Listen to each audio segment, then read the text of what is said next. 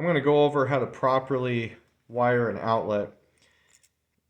I've had to do this, I don't know, hundreds of times. What I've come to learn works best for me. Uh, I'm not a licensed electrician. I never have been. I've been in the construction industry for about 20 years. Um, Please don't, I'm not liable for anything that you do with what I suggest here. All right. So this is just what's works for me, so I'm sharing it with you in the world. All right, here we have a basic 110 volt outlet.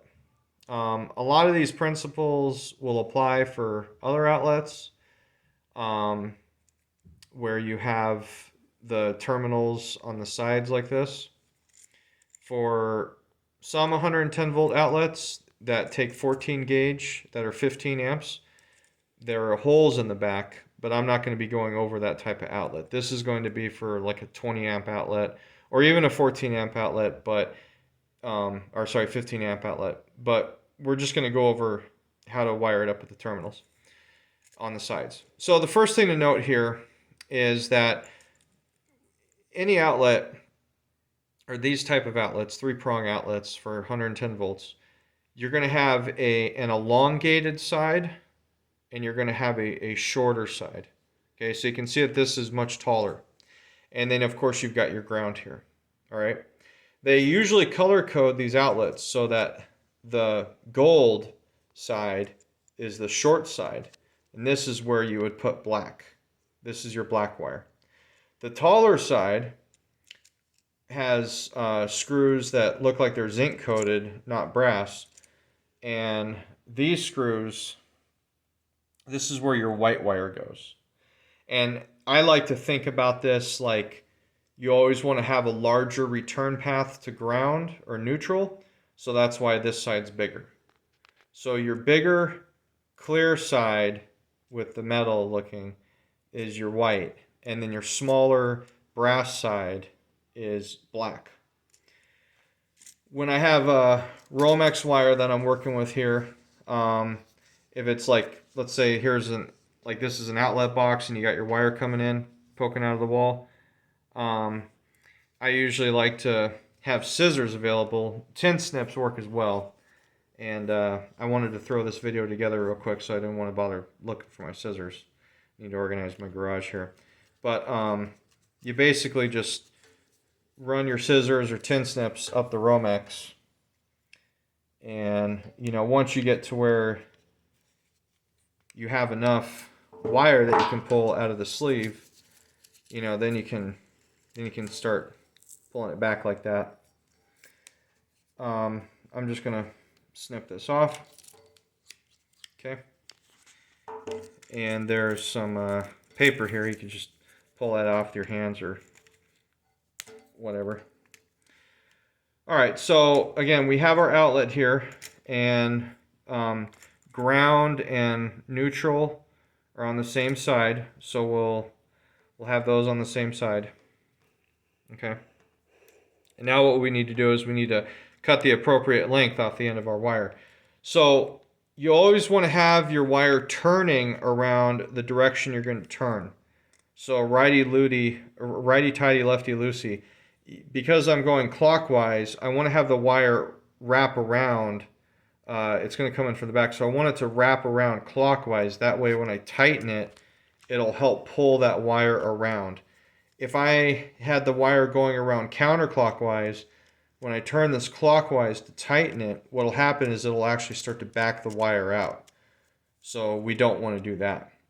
Now on this particular outlet, it looks like there's actually backing tabs in here. So there's actually, I'll show two different ways of doing this, but this is actually a lot easier to wire, in my opinion. So also tightening these down, you can strip that out with a Phillips. It looks like this particular outlet allows for a square bit. And I love these 11-in-1 screwdrivers because they'll end up having a square bit in there. And I find the square bit to really bite and it doesn't tend to strip as easily. So I really like using the square bit drives if I have the terminal screws that have square bits in them. All right. So I'm going to show how to wrap around it. You kind of need to, so I've got just regular electrician like wire strippers here, and it's numbered. That side isn't very clear, but so this wire is a 12 gauge. So I'll just put it through the 12 AWG hole. And I want to strip off just barely enough so that when it wraps around counterclockwise, I won't have too much wire, but I'll have enough bare wire. Because what I don't want to do is I don't want to have plastic underneath this screw. I want it to be bare copper from about 1/16 of an inch. Well, really from right where the outlet starts all the way around that terminal screw. I want that to be pure copper. So I'm going to wire up the, well, first I'll strip both sides of my outlet, both the wires. All right. Now, usually if I'm looking at this in a wall, all right, I know that on this side, on the hot side, I'm going to be turning, or the wire is going to turn clockwise. And then when I flip it around, it's going to be turning clockwise. So if I'm looking at the wire in the direction that it'll be on the side of the outlet, like this, then what I'll do is I'll put about, oh, I don't know, 1/4 of an inch inside the wire strippers, and then I will just bend it around like that. And I like to just fold it around the side of my wire strippers like that. Okay. Now, I actually did this the wrong direction because now the wire is wrapping around it. No, I did that the right direction. That because the wire is going to wrap around the screw clockwise, so that when I go to tighten that terminal screw, the screw will actually help pull that wire in. So you just feed it underneath your terminal screw, and you can either like use the, I probably could have gotten this a little tighter. After you wrap it around there, you can just tighten that up a little bit, and it just fits right in there. And all you have to do at this point is just tighten it up. You don't want to get too tight because you will break the outlet, but you just want to make sure that you can't like pull that wire out. Okay? Now, with these particular terminal styles, like I said before, there's actually a plate in there. So this particular outlet is actually not meant to have the wire wrap around the screw. This particular outlet is actually meant to just have the wire push right in behind that plate. So I'll go ahead and cut this down. Like I said, you don't want to have too much wire sticking out. Like that is too much wire coming behind the outlet. You really want to have the copper start right where the plastic on the outlet starts. And obviously I'm really fighting this, so about like that. That right there is a pretty good length. And yeah. So I'll go ahead and tighten this up now. Like I said, you don't want to over tighten. But here you can see that now I can't pull it out. So that's good. So probably the only screw on here that really needs to use the wraparound technique is the ground screw, because it does not have a plate. It does not have a plate.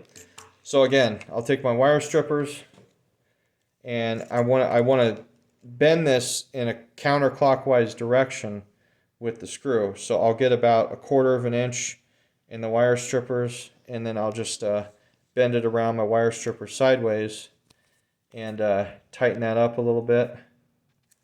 Okay, so now I have a nice tight bend. You want the radius of your bend to be about the same radius that the screw is. Okay, so I'll go ahead and fit that around there, And that right there is perfect. I mean, that's plenty good. So I'll go ahead and take my tool and tighten this up. And going in that counterclockwise direction, it helps. When I tighten this, it helps pull the wire into it instead of back it out. Okay, and I'll test it, make sure it's nice and tight. All right, and then on this side, on my hot side, as you can see, I have way too much wire sticking out. Okay, now why is it important that there's not too much wire sticking out? Well, when I go to bend this outlet into the receptacle box, you know, I could have a ground wire bend and touch it, you know, and then I've got sparks and a potential fire hazard, or I'm just tripping breakers. So we don't want that. So I'll trim this wire down. Okay. And on this particular outlet tab, or outlet, there's a tab or a plate. Go ahead and tighten this up. You don't want to over tighten, but you don't want to under tighten. And I'll just make sure it's in there nice and tight, which it is. So that's it. It's all grounded. You know, like I said, the main takeaways are that the larger side of your outlet will be neutral because you want to have a larger path to ground. The screws they will not be brass looking. They'll be like white looking to match the color of the white. And then the hot side, the shorter side, will have brass screws. Now, if you've got terminal screws you're not using, I like to just tighten them in so that when I go to install this in the receptacle, it's not going to interfere with anything or hit anything. And yeah, that's it. That's how to wire up a receptacle.